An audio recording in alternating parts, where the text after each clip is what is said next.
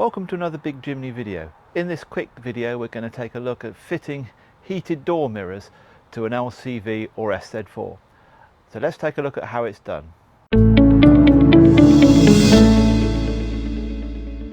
In the UK, the LCV or SZ4 doesn't come with heated mirrors, which seems to be a bit of an omission really, because it's cold, damp and misty, and this is just the weather when you need a heated mirror.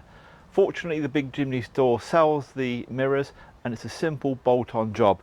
You'll receive a pair of mirrors a bit like this. This is in fact the old one because it's got a matte surface, and the new ones, the heated ones, have got the gloss surface, but I'm just showing it for demonstration. As you can see, it comes complete with the wires and everything ready to fit. So all you have to do is undo the bolts inside the door and attach the mirror. Inside the door is a plastic cover, and all we have to do is prise this cover off, and that reveals the bolts where the mirror fits. Use a plastic tool. You can just prise this off. I'll do it from the reverse side so that you can actually see on the camera.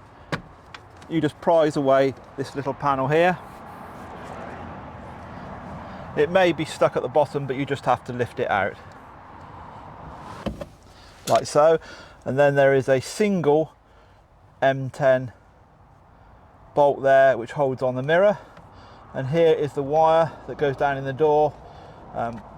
If you pull the door forward, you can access the wiring a little bit more, and it then just plugs on there under the door, and you bolt the whole lot back on again. It's as simple as that.